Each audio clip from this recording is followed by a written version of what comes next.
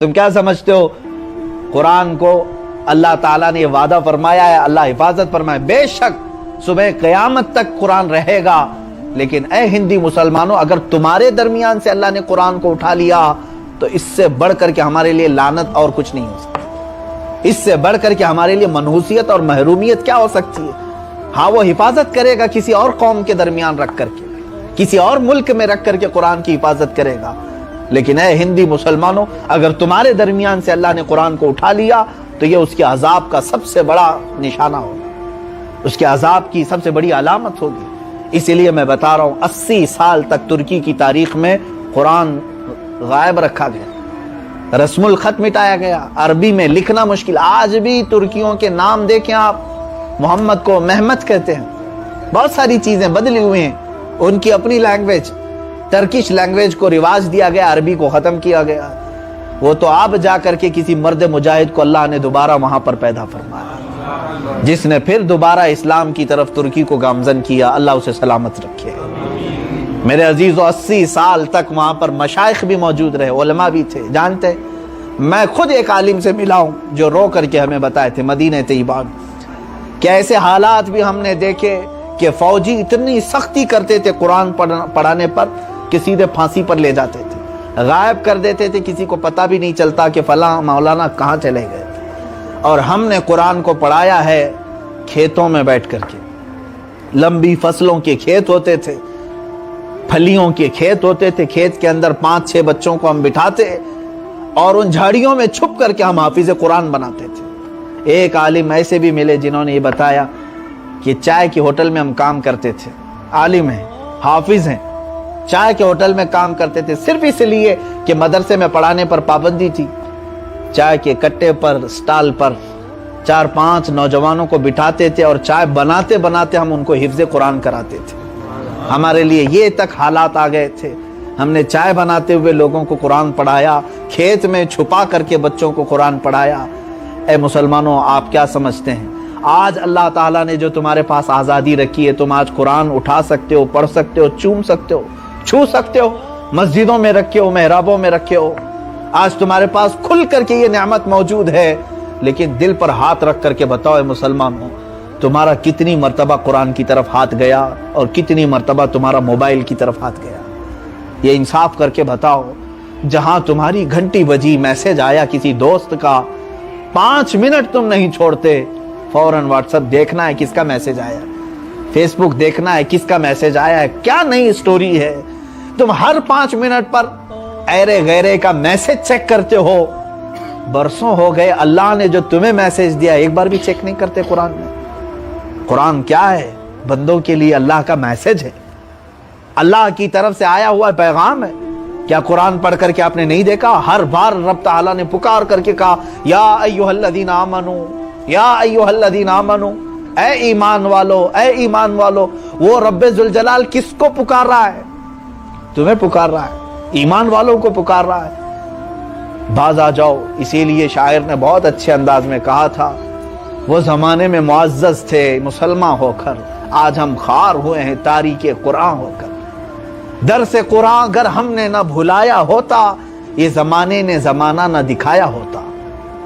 آج جو زمانہ ہمیں دکھا رہا ہے قرآن کو پس پشت ڈالنے کی وجہ سے، قرآن کے ساتھ ہمارا لگاؤ کتنا رہ گیا۔ میں اب تیکھے جملے اگر کہہ رہا ہوں تو معاف کریں مجھے، سارے خانقاہوں والوں کو یا پھر جو طریقت کی بات کرتے ہیں ان سب سے بھی میں گزارش کروں گا، اللہ کا کلام تمہارے پاس ہے، قرآن مقدس۔ مجھے بتاؤ دنیا میں اس سے بڑھ کر کے کوئی کتاب اتری، اس سے بڑھ کر کے کوئی کتاب آئی؟ تمہارا عقیدہ کیا ہے؟ اے گروہ علماء، گروہ مرشدین، جتنے علماء، صوفیاء، پیرانہ نظام میں، بتاؤ مجھے کہ قرآن سے بڑھ کر کے کوئی کتاب آئی؟ آپ نے اپنی محفلوں میں قوالی کو تو بہت رواج دیا، قرآن کی قرات کو کیوں نہیں رواج دیا؟ مجھے افسوس ہوتا ہے اس بات کا، ہم نے واقعات میں پڑھا ہے اونٹوں پر بیٹھ کر کے جو تجارت کے لیے جایا کرتے تھے مکہ کے تاجر، مکہ سے نکل کر بغداد پہنچنے تک اونٹ پر ایک قاری قرآن تلاوت کرتا جاتا تھا، سفر میں ایک لمحہ بھی وہ خاموش نہیں رہتا تھا، ان کو ہدی خان کہا جاتا ہے۔ قرآن پر अच्छा, आपको ये भी मालूम है किरात का कोर्स किया होगा कोई कारी, तो उसे ये भी मालूम होगा एक रकबी लहजा है, कुरान पढ़ने का एक लहजा है, रकबी लहजे में पढ़ा जाता है और मिस्र में इसको पढ़ा जाता है। वो लहजा क्या है? वो कारी कुरान जो ऊंट पर बैठ करके तिलावत करते थे, उनका लहजा आज भी पढ़ाया जाता है। क्यों पढ़ते जाते थे? सफर में एक सफर ऐसा भी मैं बताऊं, कारी कुरान पढ़ता हुआ बगदाद की सरहदों में दाखिल हो रहा था। बगदाद का मशहूर एक डाकू था, मशहूर डाकू, जिसकी एक बड़ी गैंग थी, बहुत सारे चोरों को लेकर काफिलों को लूटता था। लेकिन जानते हो, एक कारी कुरान तिलावत करते हुए आ रहा था, रात का वक्त था और वहां से ऊंट की पुश्त से आवाज आ रही थी, सन्नाटा था। आयत कलामुल्लाह ये थी, अलम यानी लिल्लज़ीना आमनू अन तख़शअ क़ुलूबुहुम लिज़िक्रिल्लाह।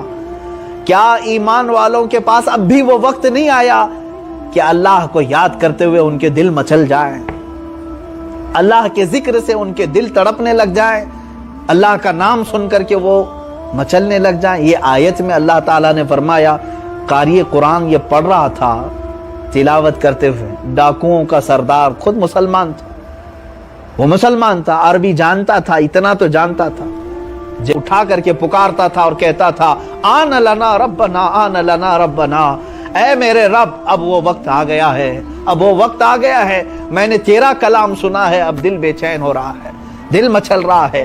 जानते हो, उस वक्त उसने तौबा किया, और ये कोई आम आदमी नहीं, वो फुज़ैल बिन अयाज थे, जिनका नाम सरकार गौसे पाक भी अदब से लिया करते थे। फुज़ैल बिन अयाज रज़ी अल्लाह ताला, ये इस कदर मशहूर और मारूफ बुजुर्ग हैं कि जिनके मुतालिक हबीब आजमी रहमतुल्लाह ताला अलैह और कई मशाइख ने कहा है कि अगर दुआ कबूल ना होती हो तो फुज़ैल बिन अयाज का नाम लो, अल्लाह जल्दी दुआ कबूल करता है।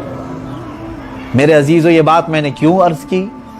बड़े बड़े लोग कुरान की तिलावत सुन करके अपने हथियार छोड़कर ऐसे मंजिलें तय कर गए कि वो विलायत के आला मकाम पर पहुंच गए। और हम क्या कर रहे हैं आज?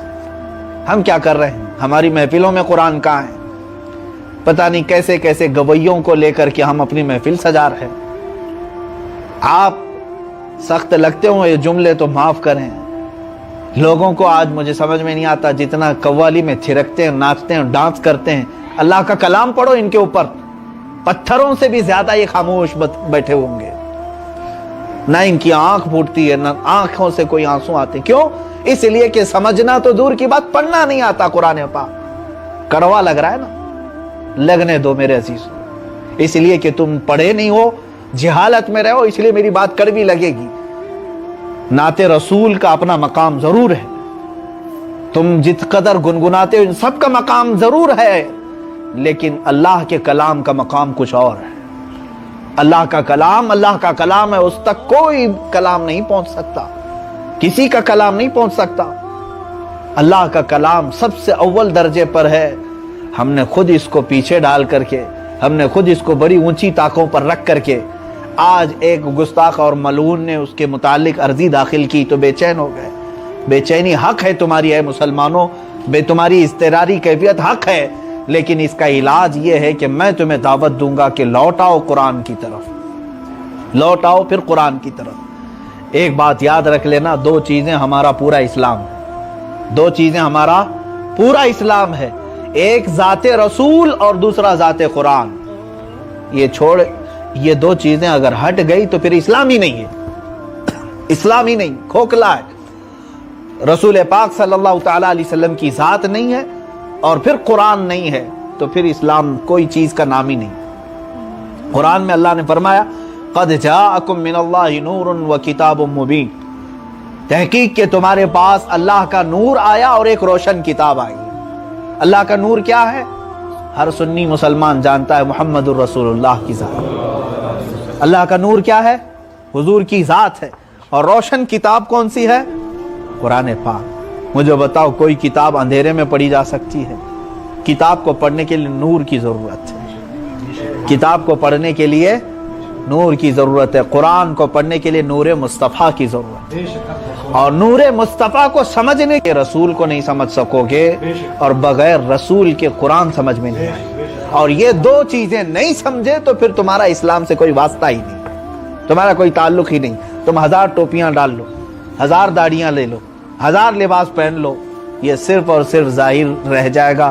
اسی لیے شاعر نے سچ کہا ہے کہ حقیقت چھپ نہیں سکتی بناوٹ کے اصولوں سے، خوشبو آ نہیں سکتی کاغذ کے پھولوں سے، خوشبو نہیں آ سکتی کاغذ کے پھولوں سے۔ آج جس چیز کو اسلام بنا کر کے پیش کیا جا رہا ہے میرے عزیزوں، اسی لیے میں یہ کہنا چھوڑ رہا ہوں، بار بار میں یہ کہتا تھا ہندوستان کے 25 کروڑ مسلمان، کس نام سے ہم کہیں 25 کروڑ 25 کروڑ، یہاں تو 25,000 بھی نہیں 2500 بھی نہیں ملتے جو قرآن عظیم اور ذات رسول کے لیے اپنی جان وقف کرتے ہو۔ اللہ ماشاءاللہ، میں سب کی بات نہیں کرتا، آج دل درد کرتا ہے، اس لیے میں نے یہاں یہ جملے کہے، ان سادات کے درمیان بیٹھ کر سیدی حضرت شاہ قادری رحمۃ اللہ تعالیٰ علیہ کے عرس میں حاضر ہو کر صرف یہ جملے میں نے اس لیے کہے کہ غیور مسلمان ہو سکتا ہے اب بیدار ہو جائیں۔